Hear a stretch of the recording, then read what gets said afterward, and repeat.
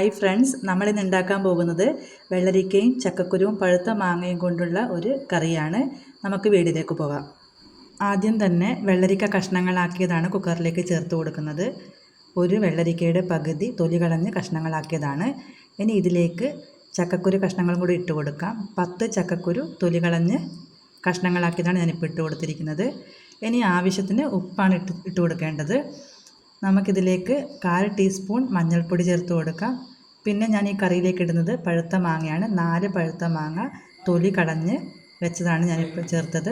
ഇനി ഇതിലേക്ക് 1 ടീസ്പൂൺ മുളക് പൊടിയും കൂടെ ചേർത്ത് കൊടുത്ത് കുറച്ച് വെള്ളവും ഒഴിച്ച് നമുക്കിത് വേകാനായിട്ട് വയ്ക്കാം.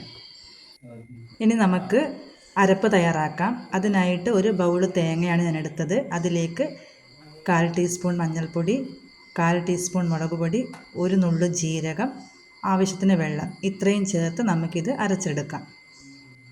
ഇപ്പോൾ നമ്മുടെ കുക്കറിൻ്റെ ആവി വന്നിട്ടുണ്ട്. ഞാൻ വിസിലിട്ട് കൊടുത്തു. ഇനി 4 വിസിൽ വരുമ്പോൾ നമുക്കിത് ഓഫാക്കാം. ഇപ്പോൾ നമ്മുടെ അരപ്പ് തയ്യാറായിട്ടുണ്ട്. അരപ്പ് ഞാനൊരു പാത്രത്തിലേക്ക് മാറ്റി.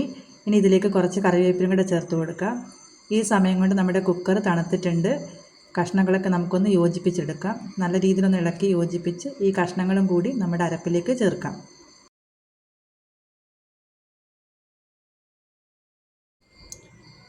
ഇപ്പോൾ നമ്മുടെ അരപ്പും കഷ്ണങ്ങളൊക്കെ യോജിച്ചു. ഇനി നമുക്ക് നന്നായിട്ടൊന്ന് തിളപ്പിച്ചെടുക്കാം.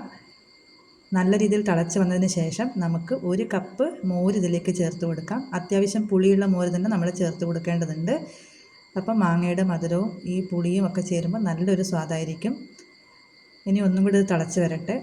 കുറച്ച് ഉപ്പ് ചേർത്ത് കൊടുത്തിട്ട് ഇനി നമുക്ക് കറിയിലേക്ക് താളിക്കാൻ ആവശ്യമായിട്ടുള്ള കടുക്, വറ്റൽ മുളക്, കുറച്ച് കറിവേപ്പില, ഇത്രയും താളിച്ച് ചേർക്കാം.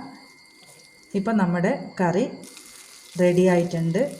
ചക്കക്കുരുവും വെള്ളരിക്കയും പഴുത്ത മാങ്ങയും ചേർത്തുകൊണ്ടുള്ള നല്ലൊരു കറിയാണ്. വളരെ സ്വാദായ ഒരു കറിയാണിത്.